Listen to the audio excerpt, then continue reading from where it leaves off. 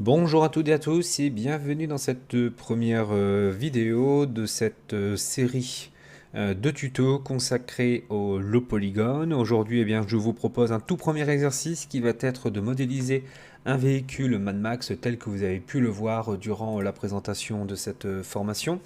Vous aurez déjà le fichier Blend avec ici la référence déjà placée en fond du viewport. Et puis comme ça, je vous fournirai aussi dans les archives l'image en question pour que vous puissiez suivre les étapes. Je vais aussi mettre les fichiers blend qui correspondront aux différentes parties que l'on verra. Comme là, par exemple, j'enregistrerai ce fichier blind pour la modélisation du corps du véhicule. Et puis ainsi de suite avec les différentes parties pour l'avancement, pour ceux qui ne souhaitent pas, par exemple, perdre du temps à modéliser la carrosserie du véhicule et qui préféraient se concentrer sur les accessoires. Donc, avant toute chose, euh, le fichier est déjà prêt pour vous dans cette vue-ci, donc vue de côté. Donc vous le laissez tel qu'il est, comme ça pour commencer, ce sera plus simple pour suivre exactement la même chose que moi.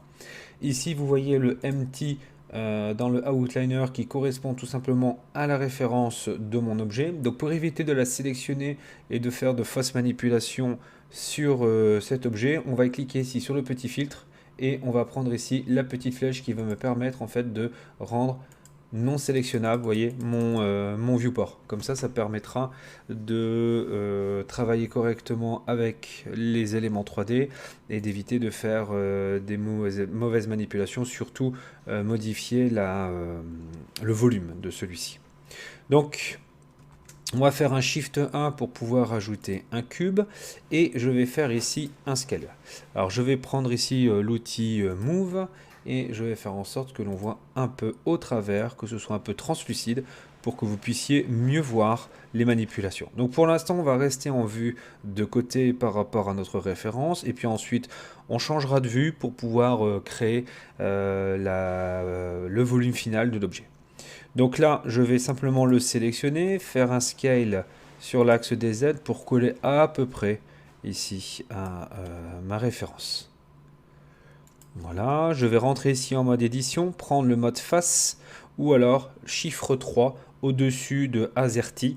Pareil pour le 1, pour ici sélectionner le vertex, 2, le edge, 3, face. Comme ça, vous savez les raccourcis. Donc maintenant, je vais ici, j'ai fait une extrusion avec la touche E et j'ai plus qu'à bouger ici ma zone. Je vais de nouveau utiliser ici le mode Vertex et je vais le descendre pour que je sois correctement sur les bonnes dimensions de mon objet. Je vais faire la même chose ici, je vais l'avancer. Je vais faire ici un CTRL R pour faire une découpe transversale. On s'occupera de cette partie-ci après.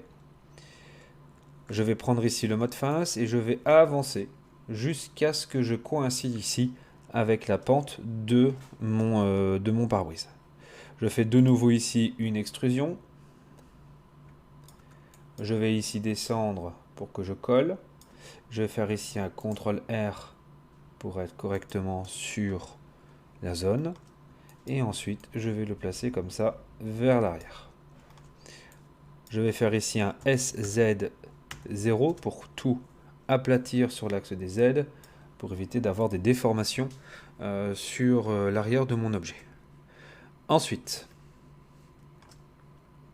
on va placer, alors avant de placer quoi que ce soit, on va ici donner le volume du véhicule.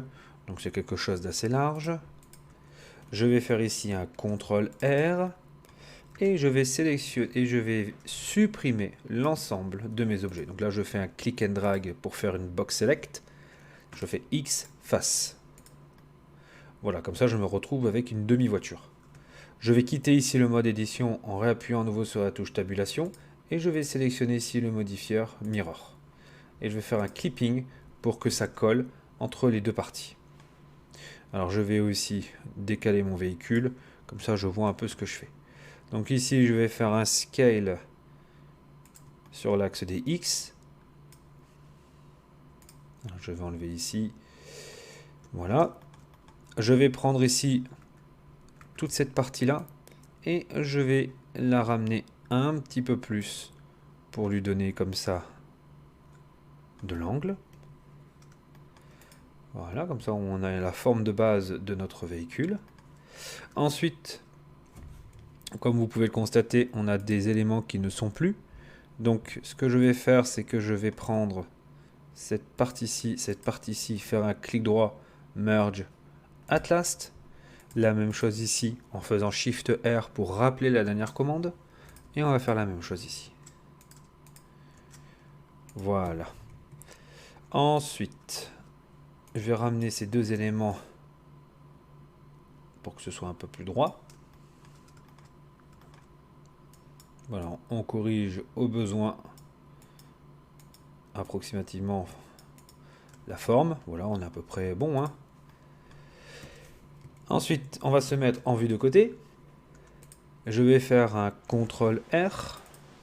Je vais faire un SX0, Y pardon 0 pour que ici ma découpe soit droite. Et je vais faire ici un CTRL B pour coller ici avec la zone. En même temps, de l'autre côté, on va avoir exactement la même chose puisque pour l'instant, nous sommes en mirroring. Je vais faire un CTRL A scale. Alors, avant toute chose, je vous montre, vous avez vu ici, on a un scale qui est différent sur X, Y et Z. Le but du jeu, c'est que le scale sur X, Y et Z soit le même partout, qui fera que notre objet aura une dimension de 1 sur les 3 axes qui correspondra à l'unité de mesure de l'univers Blender. Si je ne le fais pas et que j'effectue un UV mapping sur cet objet, je vais avoir une disproportion de cet élément dans mon UV mapping et qui va prendre toute la place et qui va venir occulter les autres éléments. Donc du coup, cet élément va avoir une définition largement supérieure à l'ensemble de mon objet. De même, si je n'applique pas correctement le scale sur mon objet et que je ne suis pas à 1 sur les 3 axes, lorsque je vais appliquer un modifieur, ce modifieur ne va pas s'exprimer correctement et je vais avoir de mauvaises surprises et de très grosses déformations sur le mesh. Donc très important de toujours avoir X, Y et Z à 1. Si je fais un CTRL A scale, je suis bien sur 1 et donc du coup je vais pouvoir continuer à travailler sur mon objet. Ensuite, je vais sélectionner le mode face et je vais faire un insert. Voilà, pour coller à peu près. Donc là, comme vous pouvez le constater, j'ai des différences par rapport à ma référence, ce qui n'est pas grave. Du coup, je corrige. Voilà, pour que je sois comme sur ma ref. Je fais un extrude. Voilà, à peu près comme ça sur l'arrière. Parfait. Maintenant, je vais ici créer un cube. Alors, je bidouille avec mon clavier. Donc, je vais créer ici un cube. On s'en fout de la profondeur du cube. Je vais coller ici Amazon qui se trouve en arrière. Je vais me placer comme ça.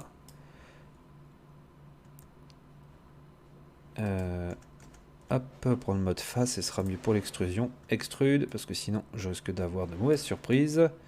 Et je repasse ici en mode vertex, en mode point, pour pouvoir tout placer correctement. Maintenant, vous avez vu, je ne suis pas bon, parce que je ne suis pas dans la bonne orientation. Donc c'est pas grave. On prend ici. Ah, quoique... D'accord, alors je vais faire comme ça. Vous voyez.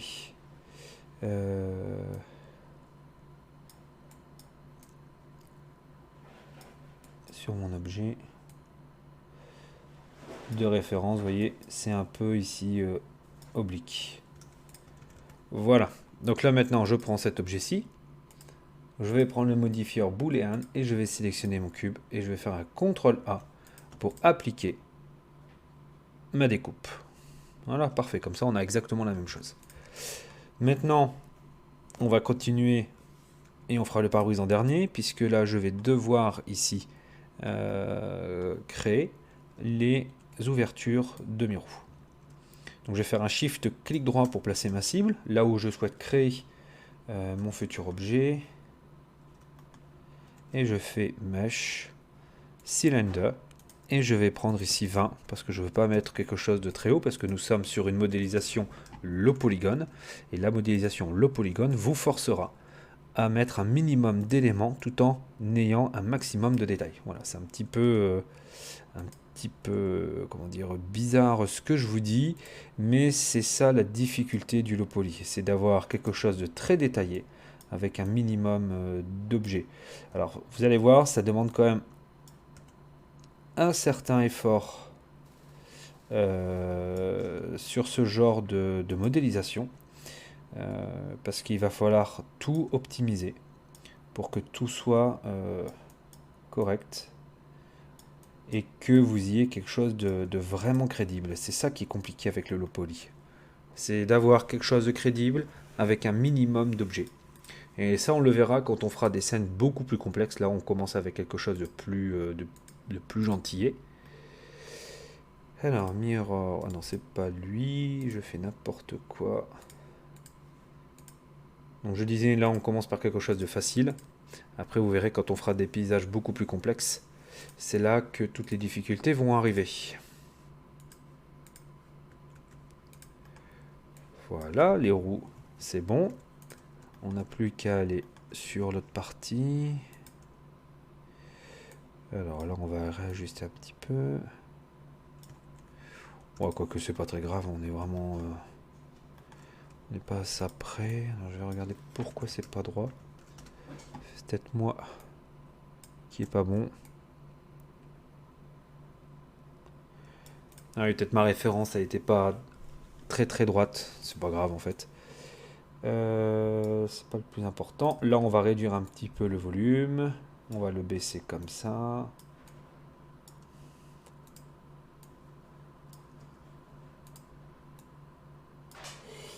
Là. Quand ça fait plaisir de refaire des formations pour tuto.com, ça faisait très longtemps que j'en avais pas réalisé.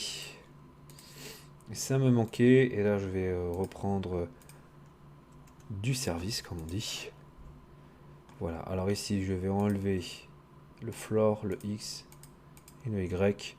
Parce que là, j'ai vraiment plus besoin de tout ça. Ici, le mirror, je vais l'appliquer. Je vais supprimer ici. Donc, je fais X Dissolve Edge. Hop. Et je refais ici un insert. Tac. Extrude. Voilà. Alors par contre, un petit peu large quand même. Parfait. Et ben voilà, on a notre forme de base. On n'a plus qu'à vérifier maintenant qu'on n'a pas des problématiques de placement lors de nos découpes. C'est ce qu'on a ici. Donc là, on va merger. Donc, at last. Shift R pour faire la dernière commande en question. Là, du coup, bah, je suis obligé de le refaire à la main. Alors, le MT ici, je vais le masquer parce que j'en ai plus besoin. Alors, je l'ai mis en haut ou en bas? En haut. On va essayer de faire pareil. Hein.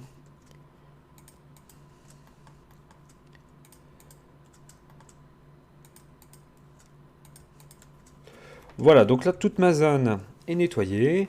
Ma zone est prête. Comme ça, on va pouvoir maintenant modéliser dans notre deuxième partie les différents accessoires qui composent notre véhicule.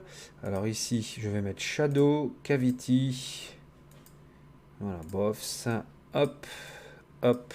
Voilà, comme ça, on voit mieux. On a quelque chose de beaucoup plus prononcé. Alors, donc du coup, là, il y a des petits problèmes. Je le vois ici tout de suite. Hop, hop.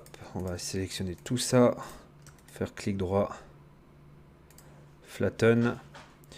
Je vais faire la même chose. Alors, si vous n'avez pas cette option avec le flatten, je vais vous montrer comment l'activer. C'est hyper pratique. Voilà, on a quelque chose de bien plat maintenant. Alors, pour activer cette partie flatten, vous allez dans Edit, Préférences, tapez ici Loop, et vous actionnez Loop Tools. Et du coup, quand vous allez faire un clic droit, vous allez avoir Alors, il faut que je prenne quelque chose. Hop, clic droit et Loop Tools avec ici différentes options. Et on va prendre plutôt Flatten. Comme ça, on a quelque chose de droit. Et c'est comme ça qu'avec le Low Poly, qu'on vérifie si on a des problématiques. Alors pour le low poly, encore une fois, je vous ai dit, n'essayez pas de faire du subdivision what, parce que du coup vous n'êtes plus du tout dans l'esprit du low poly. Gardez bien à l'esprit qu'il va falloir voir par exemple ici les facettes de l'objet, etc. Ce qui n'est pas très grave puisque c'est le style de cette modélisation. Allez, je vous dis à tout de suite pour la partie numéro 2 pour débuter les différents accessoires. Avant ça, on va renommer ici le cube en body. Tac.